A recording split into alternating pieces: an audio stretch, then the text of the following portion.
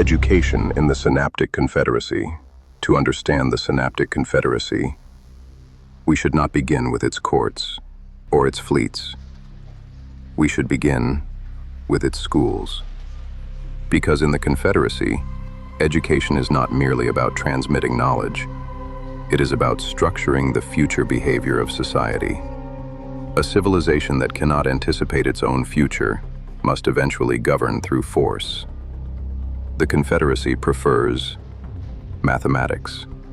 The predictive classroom. Inside the schools of New Arkhangelsk Station, classrooms appear deceptively ordinary.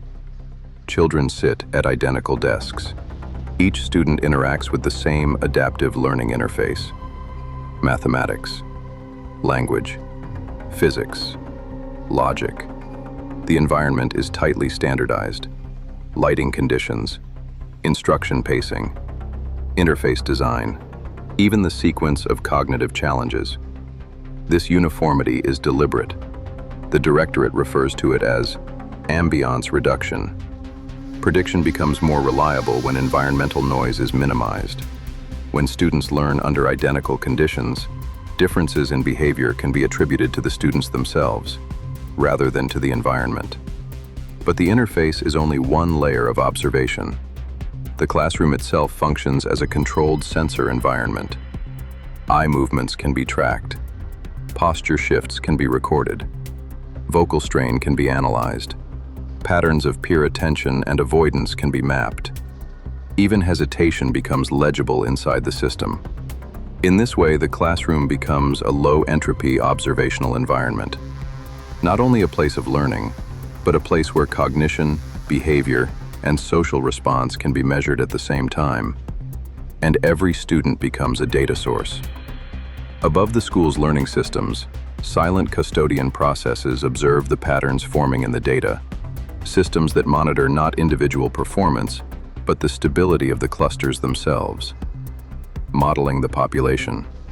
The Confederacy does not merely educate its citizens, it models them.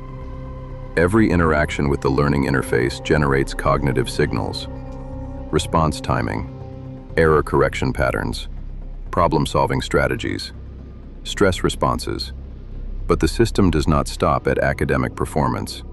It also observes how students collaborate, how they negotiate disagreement, how they respond to uncertainty, how quickly they adapt when rules change. Social behavior becomes part of the record. These signals form developmental vectors.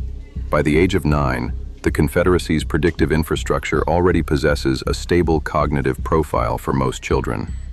These profiles are not simply grades, they are behavioral forecasts. Clusters emerge naturally in the data. Some students form mathematical reasoning clusters. Others show linguistic dominance. Some exhibit rapid abstraction ability. Others reveal resilience under uncertainty. Through statistical clustering, the Confederacy learns how minds organize themselves. Education becomes the earliest stage of civilizational simulation.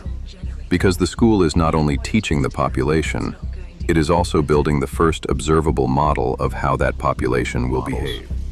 But the Confederacy does not only observe, it also teaches. Students in New Arkhangelsk are introduced early to the concept of models.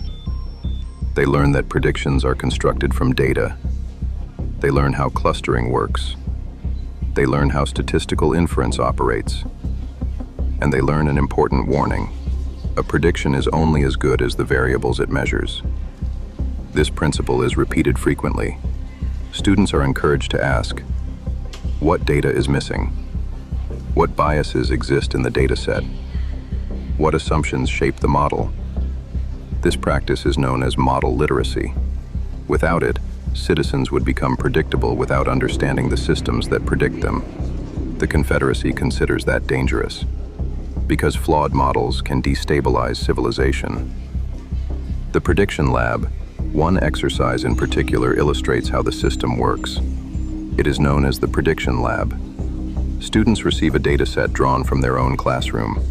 The dataset contains learning signals collected over several months, response speeds, error correction paths, problem-solving sequences. The students are asked to construct predictive models. They identify clusters. They test correlations. They attempt to forecast future performance. Eventually, one student notices something strange. The dataset contains fewer individuals than their class roster. One student is missing. The instructor confirms the observation. The dataset was altered. The class is then asked a simple question: why? The discussion that follows introduces one of the most difficult problems in predictive governance. When does optimization become manipulation? Dataset hygiene. Predictive systems depend on clean data, but real societies produce irregular trajectories. Some individuals behave in ways the model cannot easily integrate. These trajectories increase uncertainty. From the perspective of entropic governance, such agents increase model entropy. The Confederacy therefore faces a choice. It can attempt to expand the model, or it can adjust the dataset. Sometimes, the system chooses the second option. Certain trajectories quietly disappear from the statistical record. The official explanation is usually the same. The student was selected for directorate function. The rumor spreads easily among children. Selection sounds prestigious, but the practical effect is unmistakable. The clustering models stabilize. Variance decreases. Predictive accuracy improves. This practice is known internally as dataset hygiene, controlled variance. Yet the Confederacy understands a deeper problem. A civilization that suppresses all variance eventually loses the ability to innovate. Prediction becomes easier, but progress slows. For this reason, the system maintains special cohorts known informally as variance sanctuaries. These small research groups intentionally include high-variance cognitive profiles. Students in these groups are encouraged to experiment, to diverge from standard problem-solving strategies, to test unconventional ideas. The goal is not prediction. The goal is discovery. Most students never enter these environments, but they are essential for maintaining long-term civilizational adaptability. Instruction. Students are also taught the ethical logic behind the system. The Confederacy does not hide the core principle guiding its governance. Civilization must manage entropy to survive. Uncontrolled variance can destabilize complex systems. Optimization therefore becomes a civic duty. Students debate questions such as, how much unpredictability can a society tolerate? When does individual freedom threaten systemic stability? When does optimization become unjust? These discussions form part of the ethical curriculum, because a predictive civilization must constantly justify the trade-offs it makes. The Ardenum anomaly. Most students adapt quickly to the predictive classroom. They learn which strategies produce correct answers. They converge on efficient solution patterns. They cluster neatly inside the system's cognitive models. Arden does not.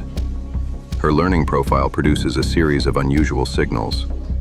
She continues exploring alternative solutions even after discovering the correct answer. The system records this as inefficiency, but a deeper pattern emerges. She is not optimizing for answers. She is exploring the rule system behind the interface. Second, Arden tolerates error longer than other students. Most children minimize mistakes quickly. Arden sustains exploratory error while testing different hypotheses. Third, her reasoning transfers across domains. A logical structure discovered in mathematics appears moments later in language exercises, then again in strategy games. Her cognition refuses to remain inside a single cluster. Fourth, she demonstrates unusual social prediction ability.